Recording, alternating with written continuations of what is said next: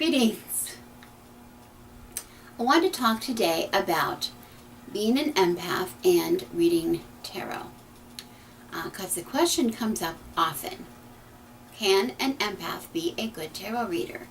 And I think the answer has to be the same to the question as if the question were asked of a non-empath. And I would say only after learning to ground, center, and shield yourself properly.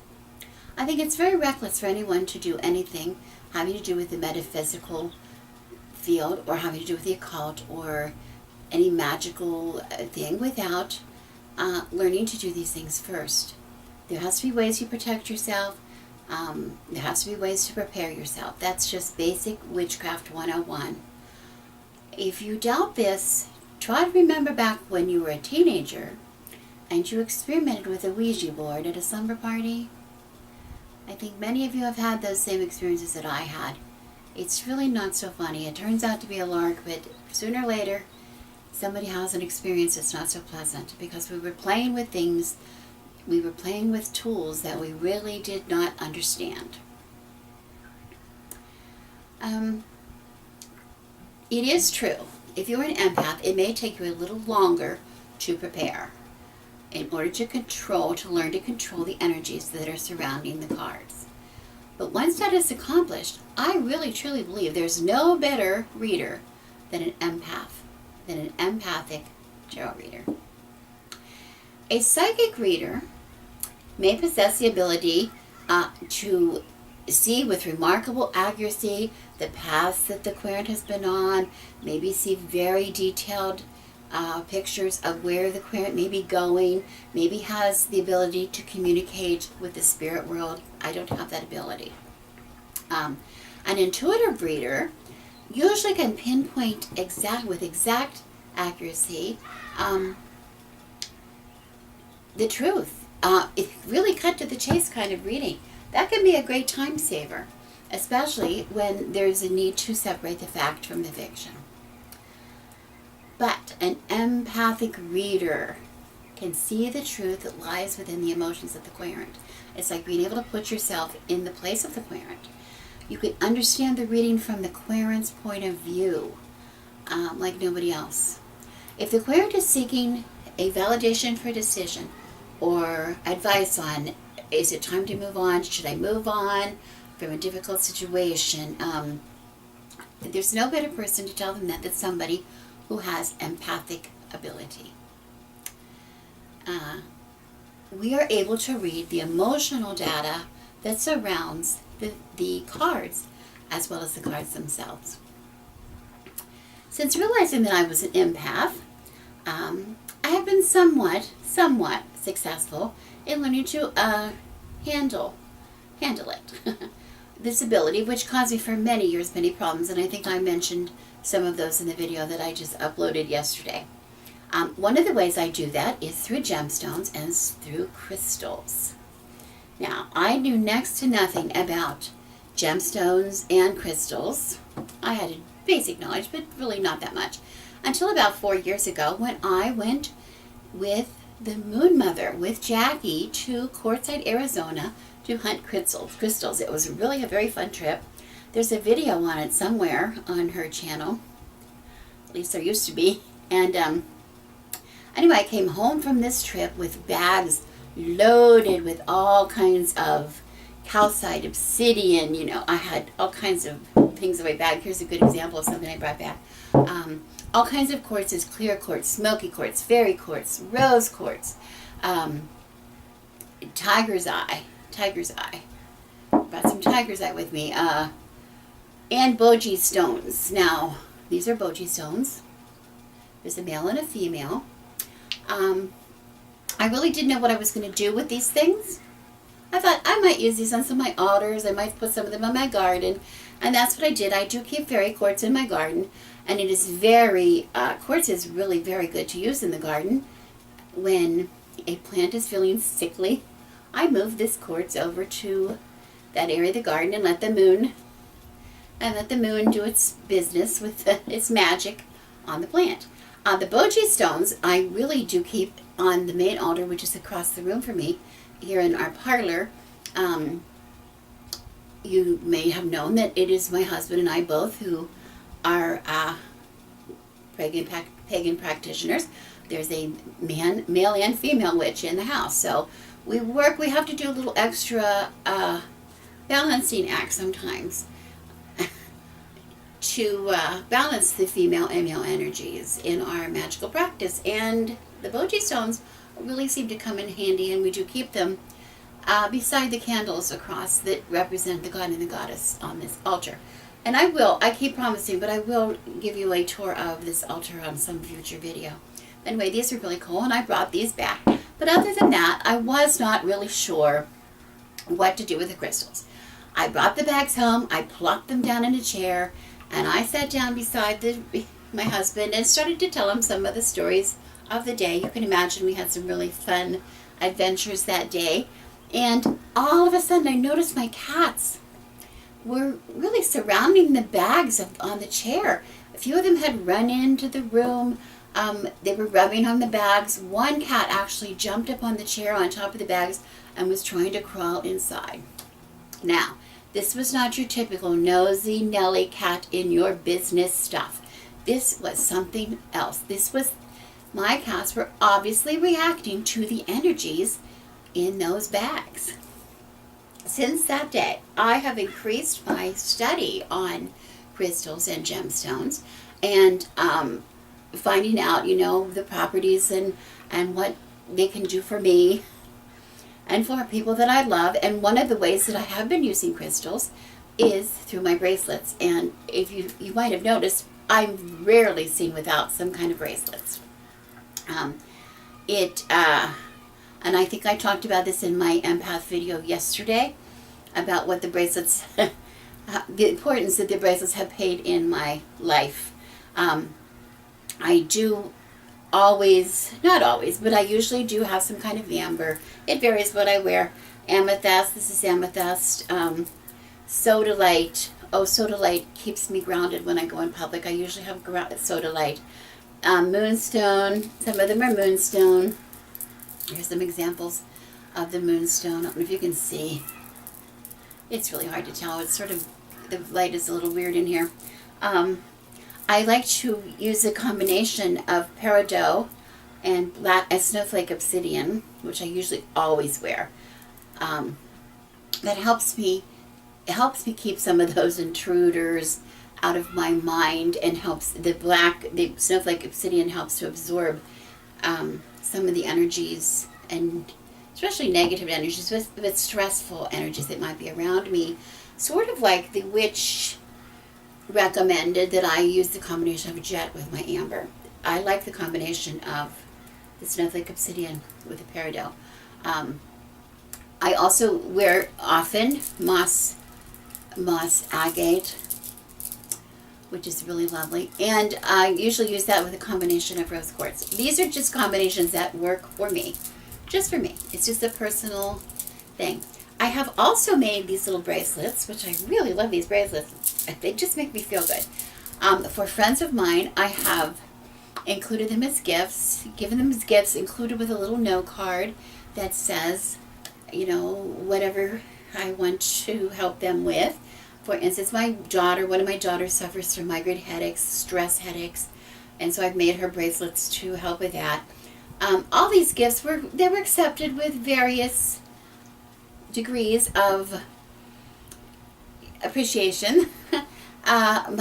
Several of my friends, though, really did get into the bracelets, and one of my friends wears hers almost as frequently as I do. So that has been kind of cool. I just seldom ever leave the house without them. My husband has been known to many, many, many times. He will turn the car around if we discover we're off on a trip somewhere, we're on our way somewhere, we discover I have no bracelets on. He turns that car around without even asking him to, and we go right back for the bracelets. So that's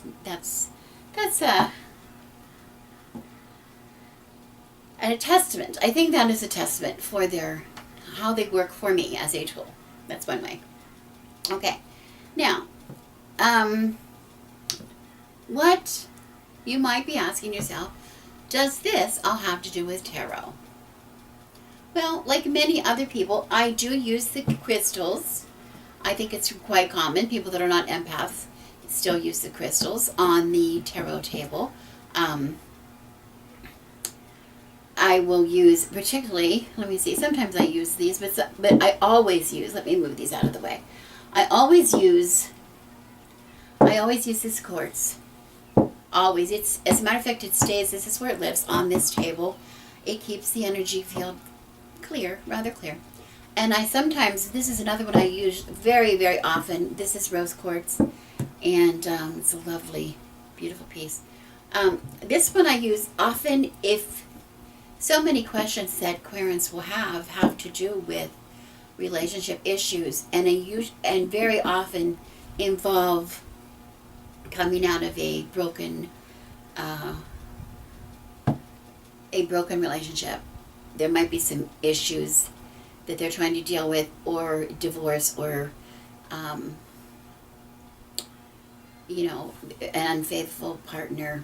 So that when those kind of emotions are involved, I really try to use this rose quartz in the reading, as part of the reading.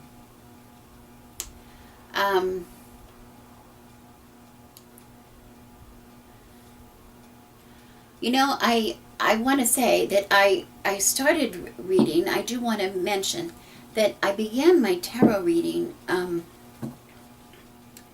when I was a teenager, actually. And I think I began it, I did not know I was an empath at the time. And I think I began it like anybody else, curiosity, whatever, had an experience. A friend of mine had their cards read, and I thought, oh, this is sort of cool. I bought some tarot cards. I started experimenting with them. And the cards themselves really resonated with me right away. I really thought I was doing, I understood them pretty well. I was able to use them, just for fun, with friends. It was mostly just with friends, and never tried to do anything professional with the tarot cards in the past. It just never occurred to me. And like anything else, came and, the importance of the tarot cards in my life came and went many times over the years. As it does, you get involved in something else, and you get away from your cards, and then something happens, you get back in your cards, and back and forth, and but it was only ever something that I did for myself, for my friends, for my family. Again, nothing ever personally. So I never really gave it much thought. About how, when I learned I was an empath, initially I did really not give it much thought how it might affect my tarot reading. When I realized that those emotions and things that I were having were not necessarily true to me. But most of those readings that I did for friends and family were done in intimate settings. They were either done in my own home or in one of my children's homes, or a close friend of my children. It was just a few people with people that I knew. So it really I never even thought of it. In the years since I've discovered I was an empath, in those last 10 years, is when I really, really have gotten into tarot, really, really delved into it very deeply. I've come back into tarot wholeheartedly. I just find myself happier when I have my tarot cards as a part of my life. As a matter of fact, I always read. Most of the readings I have done up until very, very recently have been in this room, my parlor, which is a very protected room and space, with my beloved hoi polloi deck that I have had since I was in college. This is the box that I've kept them in since I was in college. They are kept here in a bag. They are kept here with the tie that I used to bind them, to protect them when I first brought them into use in this room. They're kept in a bag. These cards I've had I've had these cards for over 40 years.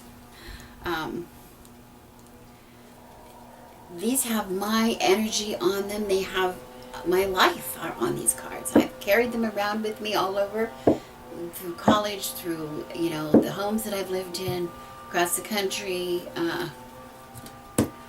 They just have meant everything, and I love them. They're just a part of my life. But these cards stay here. These cards do not leave this house. I have other decks that I use from time to time, and if I wanted to carry a deck around, I would carry something else. And that reminds me of what I wanted to talk about. Very recently, several weeks ago, a friend of mine was going to have a birthday party. She was turning 50.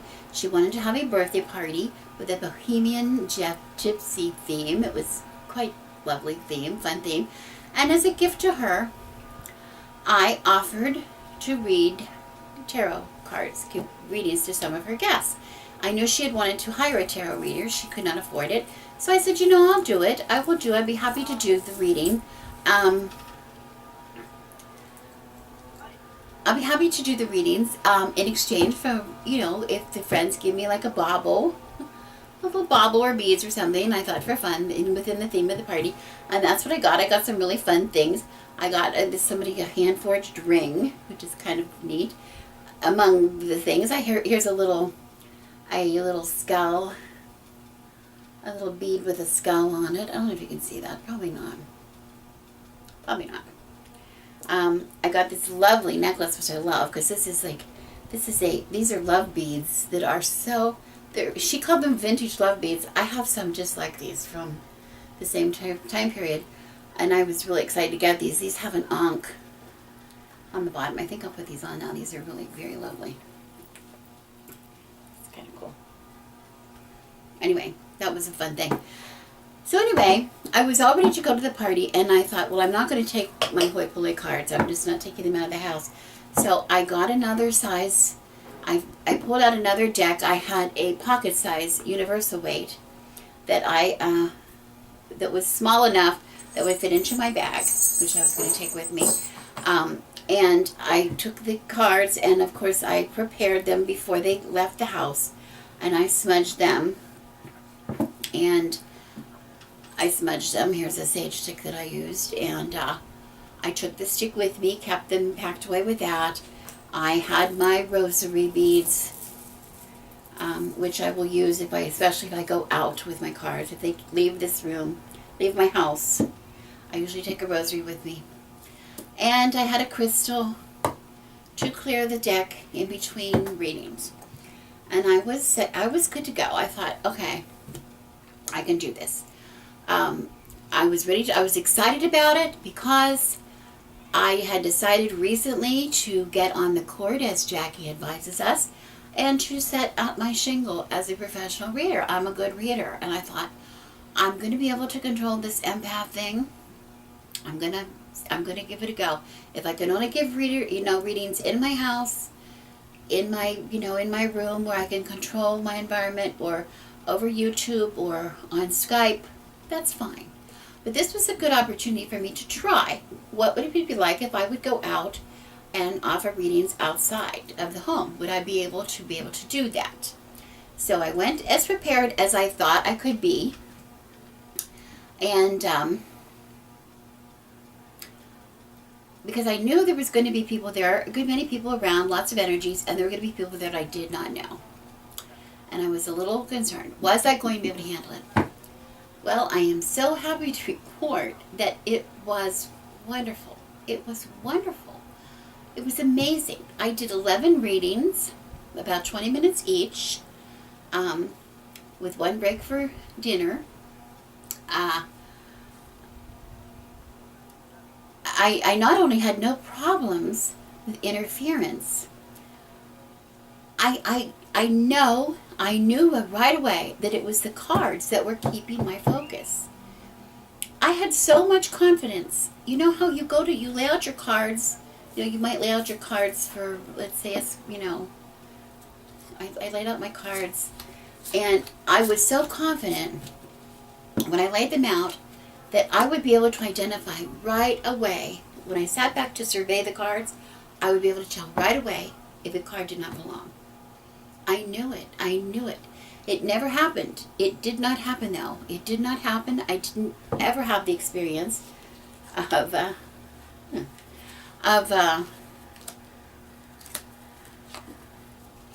I never had the experience of finding cards that did not belong, but I knew it. I had great confidence that I knew I would be able to recognize it. The cards themselves had kept my focus. The cards were a tool. Cards were a tool. And I was so excited. It's like a light bulb went on in my head because about 2 years ago, I'm sorry, I'm sort of talking inside circles, but this was very exciting for me. It was a turning point because a couple years ago, I was doing a lot of readings. I would do a lot of readings for myself, laying out cards every morning for myself, like many of us do. I think that's very common for us tarot readers. And I was having some issues, and I thought, I'm going to start a journal, and I'm going to record my readings. I was going to pull 3 cards every day, and I was going to record them, and I started a journal. I started to write in the journal because I was looking for patterns, and I was looking for,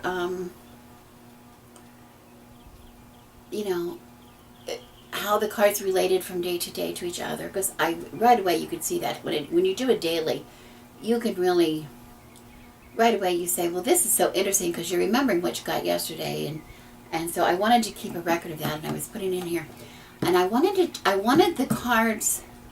I was having a period of time when I felt I needed some healing.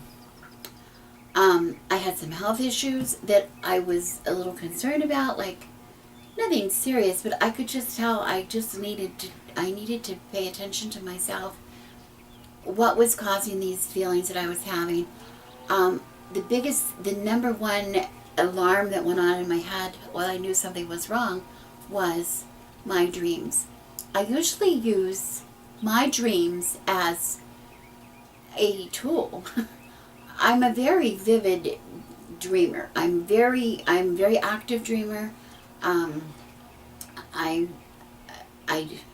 experienced astral traveling, but mostly I use my dreams for something. I might use them. I think I mentioned I use them to rehearse. I use them to work out problems, but I also use them. They're a good indicator if when something's wrong in my life, if my dreams are not good, if my dreams are boring. I even recall when I'm dreaming sometimes, boy, am I truly messed up because my dreams are just they're so dull. I'm thinking while I'm dreaming, well, is this the best you have? Because I really pride myself in some creative dreams that I have. I come up with really fantastic plots that I think while I'm doing it, well, I'm just really amazing to be able to come up with this fantastic dream. So when it's not happening, I know something's wrong. I have to say, we can see things and not see them. You know how we can all see things so clearly, but we don't see them at all. I will admit, until just today, when I got this journal out, and I was trying to say, I want to talk about this journal of several years ago, but I wasn't sure when I started the journal. I opened to the front page and saw the first date, and it said February 12th, 2013. It slammed me.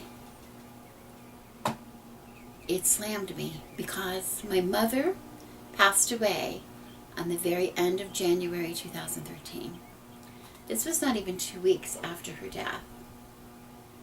I never put it together, me having those dreams or lack of, or me having these health problems or issues with the loss of my mother. It never occurred to me. I feel like an idiot. But anyway, this really helped me. I digress. This really helped me get through that time because I was able to look at my dreams, the cards I pulled, what is happening here, page after page, for 13th, 14th. I kept going on and on. Through the book. And I was sort of able to work through see what was happening around me. The tarot was a tremendous tool for me then. The tarot was a tremendous tool for me then. So I knew the tarot was an important tool for me now. The tarot, it just had been in front of me all along. I had no reason to fear being able to be a good reader. Being an empath is going to make me a fantastic reader, I feel. It is just turning my cards around, my life around. I feel so positive for me that I don't have any fear of going out into the environment. If I have my tools, if I'm prepared. I think the word is a clairsentient. Is that the word? A psychic feels things. Just like a psychic can use, they use tarot cards all the time to focus their psychic ability. A psychic reader, that's what they rely on, are the cards. Or the environment around the cards is what I want to say. The environment around the cards. I do want to put one caveat. I want to say one thing. I know there are a lot of people who can read cards they just read the meanings of the cards. They don't read, they don't know what the cards mean. I've mentioned that before. I mentioned that earlier.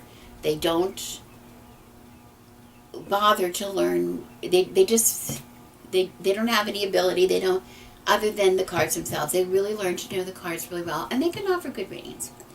There are other people, like psychic readers, who don't really even know what the cards mean. I think that Jackie mentioned that Lover was that he doesn't really know what the cards mean. He has psychic abilities.